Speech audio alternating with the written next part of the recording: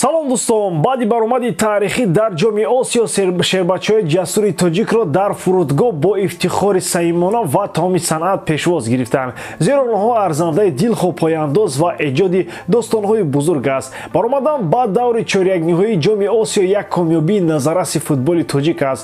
Онҳо коре карданд, то ҳол ҳамагон дар ҳайратанд. Бо аввалин иштироки худ дар гурӯҳ нафаси мизбонро маҳкам карданд ва баъд оромона лубнониҳоро баҳри баромадан аз гурӯҳ зинда ба гур бурданд. Кори таърихии дигаре ки карданд, ин ҳам шикасти тими қавии Иморот буд. Имороте ки дар гузашта грандҳои осиёиро дар пеналти гапзанӣ намемонд.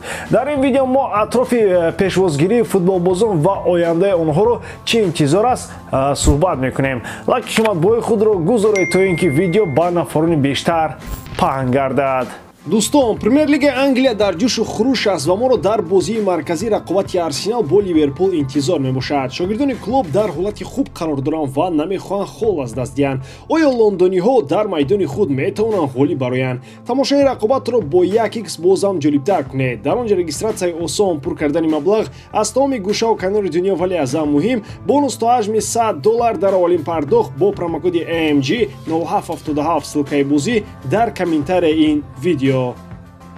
Азари 33 солаам баъди 4 моҳи истироҳат ва дамгирии берун аз футбол як чақчақи гарм барои журналистон кард. Ӯ бо интервю ду тир ба як нишон зад.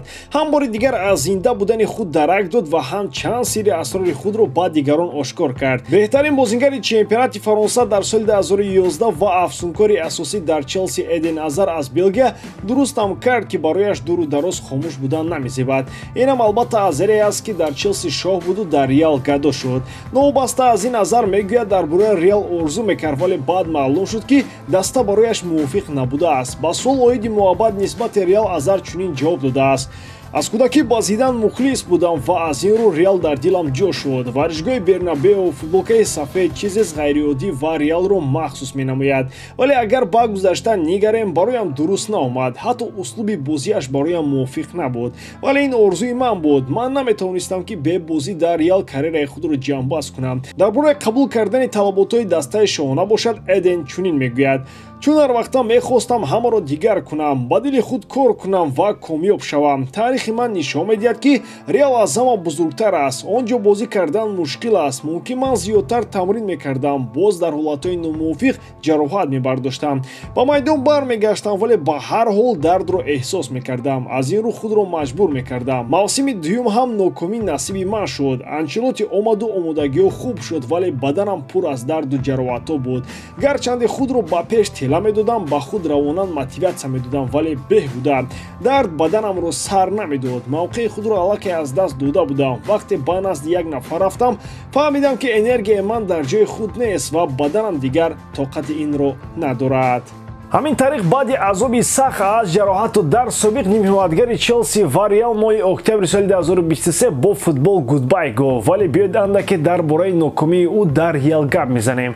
Азар аз соли 2019 то 2023 дар 54 бозӣ 4 гол дошту халос. Ин ҳам азаре аст ки 7 июни соли 2019 бо нархи 100 миллион евро ба Мадрид омад. Вале акнун диққат кунед ки чаро бо нархи 100 миллион?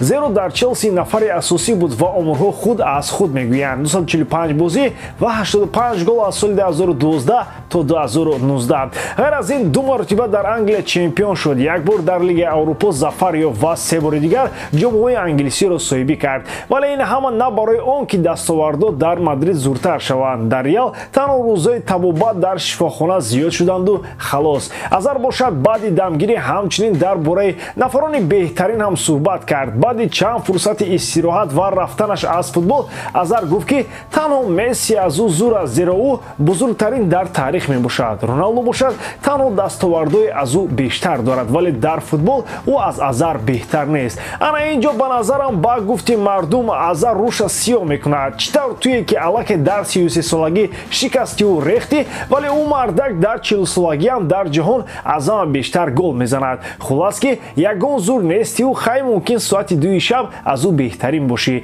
Гапҳои Азар бо ҳамин дар дивани гарму нарм тамом нашуданд ва ӯ бо таъриф аз кору пайкори худ гап зада мегӯяд дар Реал беҳтаринҳо ҷамъ шудаанд. Бензема, Модрич, Кросс, Де Брюйне болотар аз ман ҳастанд, зеро онҳо аз фазои футбол нафас мекашанд. Дар мавриди дастовардҳои бештар бошад, Азар мегӯяд агар қарори дурусттар қабул мекард, баъд дастовардҳои бузургтар мерасед. Дар бораи чизҳои бештар бошад, парво надорад. Мегӯяд ҳеҷ вақт парвои оморҳо набудам, 300 гол на 200. На барои ин бозӣ мекардам, барои бардоштани кайфият ва таъмин кардани ҷолибият барои дигарон бозӣ мекардам.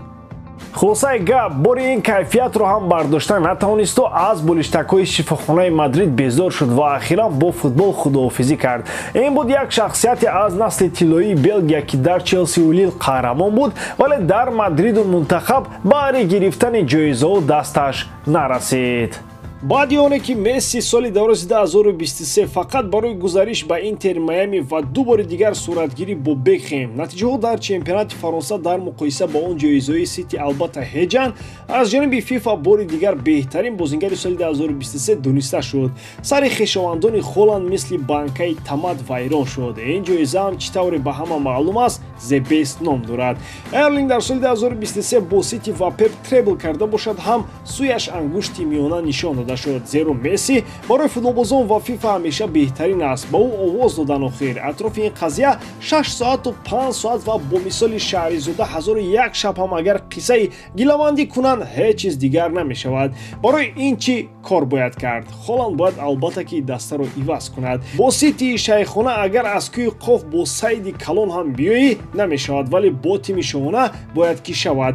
Аз ин рӯ ба гуфти бозам дӯстони журналисти мо дар Аврупо, Холланд ба ҷониби Реал пайваста нест. наздикони Холланд баъди пирӯзии миллионуми Месси дар ҷоизаи The Best хулоса карданд, ки Эрлинг бояд ба Реал гузарад, зеро дар Мадрид ҳам тими бонуфуздариро соҳиб мешаваду ҳам диққати расонаҳоро бештар ба худ ҷалб мекунад. Ин ҳам имконияти пирӯзӣ дар ҷоизаҳои шахсиро зиёд хоҳад кард. Дар ин бора албатта ким кадом рӯзномаи Комсомольская правда неву худи нашрияи AS испанӣ навиштааст. Реал аз Мбаппе дида Холландро осонтар метавонад ба даст оранд. Перес беҳтаринҳоро мехарад ва шояд баъди Беллингем трансфери навбатӣ Холланд шавад. Ба ҷои Бензема ҳамлагари ситора ба Реал ки лозим аст. ҳарчанд тими миллии футболи Тоҷикистон дар як қадам мондан то нимфинал иштироки худро ба анҷом расон, барои мо бозингарон қаҳрамон ҳастанд. Бозӣ бар зидди Урдун ҳам барои тими мо арзанда паси сар гардид ва танҳо як автогол моро аз сангари рақобатҳо берун кард. хулас ки ними шаб не, дар дили шаб ҳам бошад, соати 23:30 ба пешвози тими миллӣ ҳамагӣ шитофтанд. истиқболи таърихсозон худ як пораи зарини таърих гардид, ки новобаста аз Сардиё гарму хотирмон сурат гирифт. аллакай вақти дар сафар будани дастаи мунтахаб маълум шуд, ки як соҳибкори тоҷик ба дарвозабони тими миллӣ Рустам Ятимов хонаи истиқоматӣ туҳфа кардааст. Рустами Дастон, ки бо ҳунари воло ва маҳорати беҳамтои хеш на як бору ду бор паок буданашро дар майдон исбот кардааст, арзандаи на як хона, балки квартали пур аз хонаҳост. Рустам Ятимов чун дарвозабони Истиқлол ҳанӯз чанд моҳ пеш вақти бархӯрд бо Ал-Насри Роналдо, ки буданашро барои арабҳо нишон дода буд, дар ҷоми Осиё бошад, бозиеро нишон дод, ки имрӯз ё Паго маъз ҳамон дастаҳои пулдори арабӣ аз барояш ба душанбе шитоб мекунанд. Маъз маҳорати дарвозабонии Ятимов буд, ки дастаи Иморотро дар 8-1 хору залил кард. Рустам дар кулли бозиҳои Осиё дар Қатар рустамона дасту панҷа нарм кард ва сейфҳои беҳамто менамуд. Рустам як қисмати дурахшони он мунтахаби таърихсоз гардид, ки шигуфту нишоти футболиро ба миллат тақдим кард. муборак ин тӯҳфаи арзишмандро ба Рустам мегӯем ва барои дасти хайри чунин ватандӯстдорони дилгарм ҳамду сано мехонем. ин ҳам як иқдоми наҷибе гардид, ки қадр кардани варзишгар аст. ба ҳамин тамом бори дорам, ки эҷодкории ман ба шумо писанд меояд. лайк, комментария ва дар канал обуна шуданро аз ёд набароред. бо шумо мисли ҳар вақта Муҳаммад Гаиров. хай бародарон, дар паноҳи Аллоҳ.